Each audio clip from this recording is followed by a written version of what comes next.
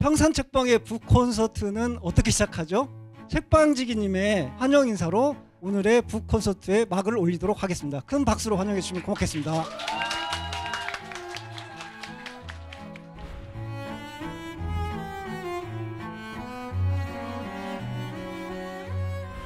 우리 최 교수님 뵈니까 야, 눈이 정말 작네요. 그런데 정말 세상을 넓게 보십니다. 우리 그 평산책방이 매달 북토크를 열고 있는데 오늘 드디어 존경하는 최재천 교수님 모시고 북토크 갖게 돼서 아주 무척 기쁩니다. 귀한 시간 내주신 최 교수님 그리고 함께해 주신 우리 책 친구 여러분 고맙습니다. 최재천 교수님은 잘 아시다시피 생태학 분야에서 우리나라를 대표하는 그런 학자시고 또 세계적인 석학입니다. 제가 특별히 우리 최 교수님을 존경하는 이유는 학문적으로 아주 뛰어나시기도 하지만 그 학문이 연구실과 강의실에 머물러 있지 않고 언제나 우리 사회가 필요로 하는 어떤 일들을 실천하는 행동으로 늘 이렇게 이어져 왔다는 그런 점입니다. 최 교수님은 그동안 동강건설 반대운동부터 시작해서 호주제 폐지운동 그리고 4대강 사업 반대운동 또 뭐 제도리 야생방류운동 이런 자연 생태를 보호하고 우리 사회를 더 따뜻하고 더 공정하게 만드는 그런 사회운동에 늘 참여하시고 앞장서서 이끌어 오셨습니다. 최 교수님은 학자이고 연구자인 자신이 그런 사회운동에 참여할 수밖에 없었던 마음가짐을 차마 어차피 차라리 이렇게 세 단어로 표현을 하셨는데 아마도 차마라는 말이 가장 핵심이 아닐까 싶습니다. 차마 외면하지 못하는 마음. 외면하면 두고두고 자기 마음이 불편해질 것 같은 그리고 빚진 것 같은 마음으로 앞으로 살아가게 될 것 같은 그런 마음.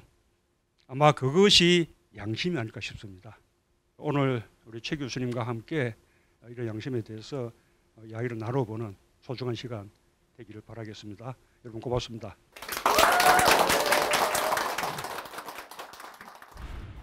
제가 좀처럼 떠는 사람이 아니거든요. 1000명, 2000명 놓고도 그냥 거침없이 강의도 하고 행사도 하는데 자칫하면 빈말처럼 들릴까 봐 좀 민망하긴 합니다만 저는 대통령님이야말로 우리 민주주의 역사에서 양심을 올곧게 지키시고 우리에게 보여주신 그런 분이라고 저는 생각합니다. 제가 바라본 문재인 대통령님은 그야말로 한마디로 얘기하면 우리나라 대통령제가 갖고 있는 그 엄청난 제왕적 그런 느낌, 이걸 어떻게든 한번 바로잡아 보시려고 초지일관 애쓰셨던 거고 그 내내 하신 그런 모든 게 그 관점에서 보면 전부 설명이 되거든요. 평소 늘 마음속에서 존경하고 흠모하던 문재인 대통령님을 이렇게 만나가지고 또 너무 가까이 앉아 계시니까 이거 영 불안해서 뭐라고 얘기를 해야 될지 참 모르겠네요. 아까 저를 소개하시면서 하신 말씀에 어떻게 보면 핵심이 있는데요. 저는 종종 이런 비난을 받고 살았습니다. 개미나 연구하지 왜 우리 사회에 이런 거 저런 거에 말을 하느냐, 왜 실온에 이런저런 사회 얘기를 자꾸 건방지게 쓰느냐, 좀 섭섭하더라고요. 제가 굳이 제 전공을 얘기하라 그러면 저는 사회생물학을 하는 사람이다 이렇게 얘기를 하거든요. 이 세상의 동물들 중에 많은 동물들은 그냥 혼자 삽니다. 호랑이가 혼자 사는 거고 사실 고양이도 기본적으로 혼자 사는 동물인데 우리는 모여 살잖아요. 도대체 왜 굳이 모여 살까? 사회생물학이라는 건 그걸 연구하는 학문이거든요. 사회를 구성하고 사는 동물들이 왜 그런 식으로 살게끔 됐느냐를 연구하는, 그 연구해야 되는 이유는 너무나 간단합니다. 지금 이 지구를 호령하고 있는 자들이 전부 사회를 구성하고 사는 동물들이거든요. 문명 세계를 우리가 호령하고 있고 저 숲으로 조금만 들어가면 거기 지배자가 개미거든요. 모여 산다는 게 어마어마한 힘을 발휘한다는 거죠. 근데 모여 살면 우리가 몇 년 전에 아주 치명적인 걸 겪었잖아요. 코로나. 모여 사는 동물에게 가장 치명적인 게 전염병입니다. 혼자 사는 동물은 전염병이라는 게 그들에게는 없거든요. 전염이 안 되니까. 근데 모여 사는 동물에게는 이놈의 전염병이 가장 심각한 거고요. 두 번째는 나눠야 된다는 거거든요. 혼자 살면 호랑이는 뭐 사슴 한 마리 잡으면 그게 전부 지 거잖아요. 근데 모여 사는 동물은 뭔가 내가 혼자 얻었어도 이걸 혼자 다 못 가집니다. 반드시 남과 나눠야 되거든요. 그러니까 모여 살면 불편한 게 많아요. 그럼에도 불구하고 왜 우리는 모여 살기로 했고 모여 살면서 성공하는 그 배경은 뭘까? 아마 어쩌면 양심도 모여 사는 동물에게나 있는 심성이겠죠. 혼자 사는 동물한테 굳이 양심이라는 심성이 진화했을 리가 없어요. 양심은 상당히 상대적이라는 겁니다.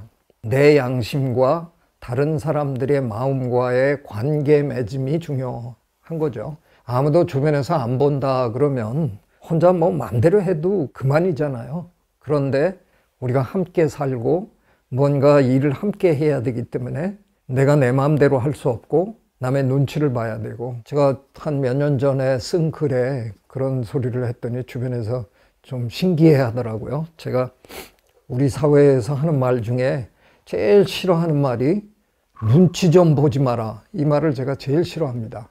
아니 같이 사는데 눈치를 안 보면 어쩌자는 거예요. 근데 마치 우리 사회에서 한동안 남의 눈치를 안 보는 게 굉장히 당당한 사람, 멋있는 사람인 것처럼 포장해 주는 분위기가 있었어요. 근데 저는 그건 정말 옳지 않다고 생각하거든요. 남의 눈치를 봐야 같이 살 수 있는 거죠. 제가 이 책에도 그 소개는 했는데요. 상호허겁이라는 사자성어를 혼자 만들었어요. 그게 뭐냐 하면 서로 적당히 겁내는 상태.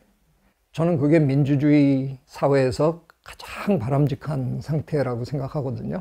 상대방이 무슨 생각을 하든 상대방의 입장은 전혀 고려하지 않고 내 배짱대로 멋있게 당당하게 산다. 그런 사람들만 살면 이 사회 굴러가지 않습니다. 남의 눈치 보고 남한테 피해 주지 않으려고 하고 이런 상황이 민주사회가 가져야 되는 상황이지요. 내가 하는 행동이 다른 사람들에게 어떤 나쁜 영향을 미칠까를 걱정하는 게 제대로 된 민주시민이 가져야 되는 그런 자세인 거잖아요. 요 한반도에 살고 있는 요 호모사피엔스들의 그 행동을 제가 주의 깊게 지금 뭐 거의 몇십 년째 관찰하고 있는데, 한 10여 년 전부터 제 눈에 그리고 제 귀에 참 이상한 게 하나 보이기 시작하더라고요. 양심이라는 단어 자체가 안 들리기 시작했습니다. 그래서 저 언어학자들이 쓴 책들을 좀 읽어봤어요. 언어가 사라지는다는 건 무슨 의미일까 하고 이제 읽어봤더니 두 가지가 있다고 설명을 하시더라고요. 하나는 시대의 흐름에 따라서 언어가 변한대요. 대체로 이제 순화되는 그런 과정. 우리가 옛날엔 쓰레기 청소부 이라고 불렀어요. 근데 요즘은 우리 환경미화원이라고 부르잖아요. 환경미화원이라는 표현이 훨씬 부드럽고 좋잖아요. 그래서 우리가 그런 식으로 자꾸 바꿔간다는 거예요. 그게 하나고, 또 하나는 쓸모가 없어져서 그냥 그 단어가 사라진다는 겁니다. 양심이란 단어를 아무리 관찰해봐도 정말 섭섭하게 후자의 경우인 것 같아요. 양심이란 단어가 우리 사회에서 사라진 건 양심을 굳이 운운하지 않아도 사는데 별 어려움이 없는 사회가 돼버렸구나, 그거죠. 최근에는 그 정도가 아니라 비양심적으로 사시는 분들이 더 잘 사시는 것 같은, 그 비양심적으로 사시면서 양심적으로 소심하게 사는 분들을 오히려 약간 모자란 사람 취급하는 것 같고, 심지어는 비아냥되는 것 같은 느낌도 들고, 이건 좀 아닌 것 같다는 생각이 들기 시작했습니다. 사회의 변화라는 게, 저는 이제 진화생물학을 연구한 사람이니까 저는 주로 진화의 관점에서 보는데요. 되먹임 작용이라는 게 영어로 이제 feedback이라고 하잖아요. 되먹임 작용에 의해서 자기가 하는 행동이 또 자기를 만들거든요. 자기가 내뱉는 말이 자기 귀로 들어와서 또 자기 생각을 강화하고 이런 겁니다. 그러니까 사람들이 양심이란 단어를 자꾸 얘기하지 않는다는 거는 사회가 어느 방향으로 흘러가냐 하면 굳이 양심적이지 않아도 되는 사회, 또는 더 심하면 양심적으로 살면 손해보는 사회로 자꾸 굴러가는,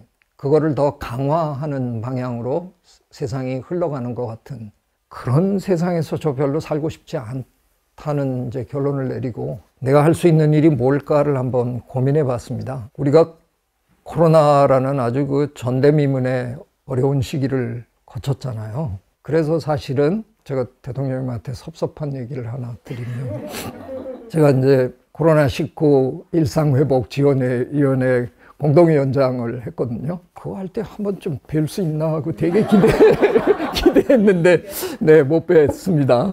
그 당시 사실은 몇몇 환경 관련 위원회에 위원장을 해달라고 정부에서 저한테 요청을 했는데, 제가 다 고사했거든요. 가능하면 안 나서려고. 그랬는데, 그 위원회는 요청 들어오자마자 제가 아마 한 30분 만에 수락을 했어요. 그럼 왜 그랬냐 하면, 제 판단으로는 저야 이제 진화생물학을 하는 사람이니까 그 사태를 저는 진화적인 관점에서 분석을 하고 있었거든요. 코로나19 바이러스와 호모사피엔스 간의 공진화 현상입니다. 둘이 서로가 서로에게 영향을 미치면서 함께 진화하는 거거든요. 바이러스가 너무 강하면 전파가 안 돼요. 왜냐하면 우리가 금방 대응을 하기 때문에.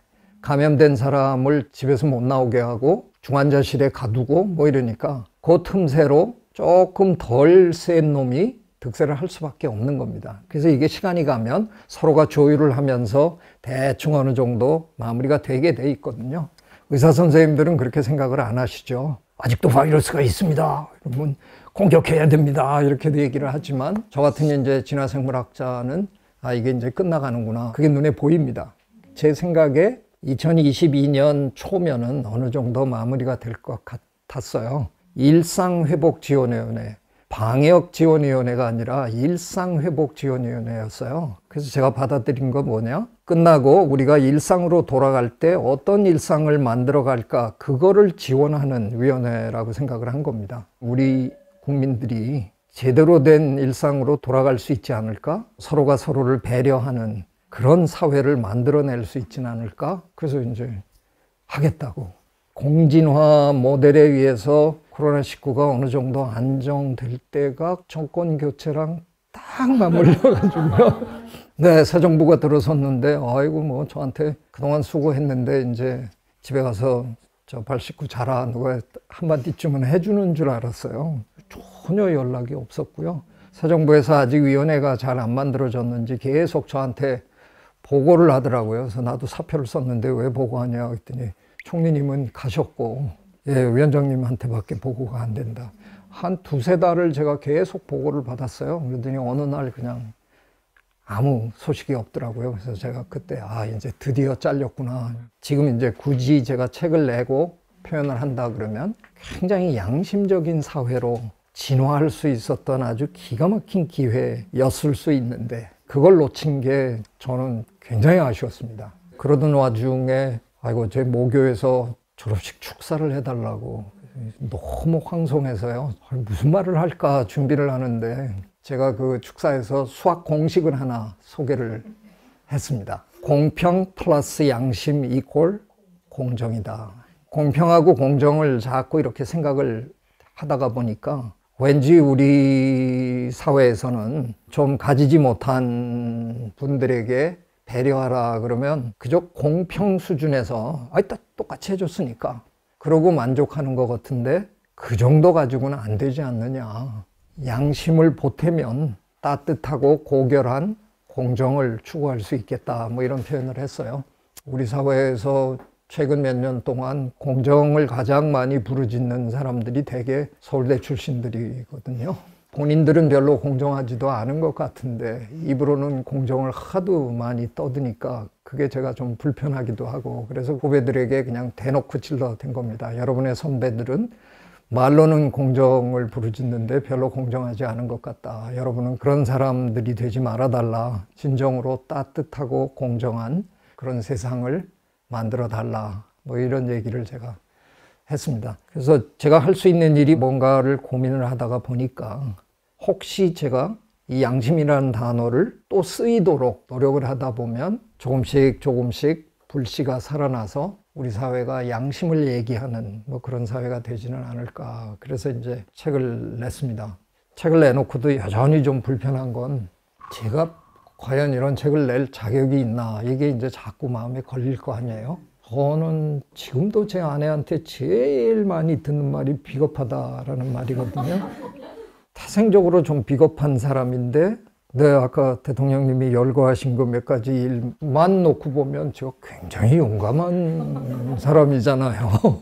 어떻게 그런 일을 그래도 제가 했을까? 저는 그거를 이제 책에서 그놈의 얼어 죽을 양심, 이렇게 표현을 했습니다. 제 마음속에서 양심만 없으면 좀 편하게 살았을 것 같은데, 그놈의 얼어 죽을 양심 때문에 그걸 어쩌지 못해서, 차마 어쩌지 못해서 결과적으로는 제가 용감해 보이는 일을 몇 번 한 것 같습니다. 여전히 제 본성은 상당히 비겁한 그런 사람인 것 같아서 여전히 불편합니다. 이 책을 꺼내놓기가 불편하지만 우리 사회의 많은 분들이 불편하시기를 기대하면서 쓴 책입니다. 그래서 저 이제 퇴임하거든요. 인문학자는 퇴임을 해도 연구를 계속 하시는 분들이 제법 많으신데, 자연과학자는 계속하기가 참 힘들어요. 실험실이 사라지기 때문에 혼자 집에서 하기는 굉장히 힘듭니다. 그래서 저도 이제 손을 놔야 돼서 후배들에게 요즘 열심히 제가 부르짖는 게 하나 있습니다. 희망의 근거를 찾아달라, 이런 얘기를 제가 하고 있습니다. 제가 생각해 보니까 환경이 망가지는 거는 우리가 열심히 모니터링을 하고 고발했어요. 환경이 좋아지는 거는 이상하게 아무도 관심을 안 두다가 어느 날 갑자기 그냥 좋아졌네? 이렇게 합니다. 우리나라의 DMZ는 지금 온대지방에 전 세계에서 가장 기가 막히게 좋은 생태계거든요. 70년 동안 우리 거기 못 들어갔어요. 사실은 하고 싶었는데 그건 못한 건데, 결과적으로는 데이터가 없습니다. 그래서 제가 지금 제 후학들에게 환경이 되돌아오는 과정을 모니터링하자. 그래서 그 데이터를 축적하다 보면 희망을 얘기할 수 있는 근거가 생길지도 모른다. 지금은 저 같은 과학자가 좋아질 거예요, 그러면 저는 양심적인 과학자가 아닙니다. 지금 있는 데이터를 놓고 보면 지구 환경이 좋아질 것 같은 느낌 거의 안 들어요. 그런데 여러분 다 겪으셨잖아요. 코로나 때 갑자기 우리 파란 가을 하늘을 보기 시작했잖아요. 그 불과 1, 2년이에요. 1, 2년 동안 인간의 활동이 줄어드니까 하늘도 색깔을 되찾잖아요. 그래서 그때 제가 혹시 자연이 되돌아오는 능력이, 자연의 회복력이, 우리가 영어로 resilience라고 하는데, resilience가 생각보다 훨씬 막강할지도 모른다. 근데 우리가 그 얘기를 하기에는 데이터가 없어요. 그래서 그 데이터를 좀 모아달라. 그걸 제가 이제 후학들에게 지금 열심히 애걸 하고 있습니다. 저는 가야 되니까. 그런 연구가 어쩌면 앞으로 진행이 좀 되지 않을까 하는 기대감을 갖고 있습니다. 어쩌면 자연은 우리가 생각한 것보다 더 막강할지도 모릅니다. 우리가 어떤 형식으로 자연이 되돌아오는데 우리 인간이 도와주면 돌이킬 수 없을 정도로 망가뜨린 것 같은 이 자연이 어쩌면 돌아올 수도 있다 하는 희망을 우리가 품을 수 있지 않을까, 그런 생각합니다. 네.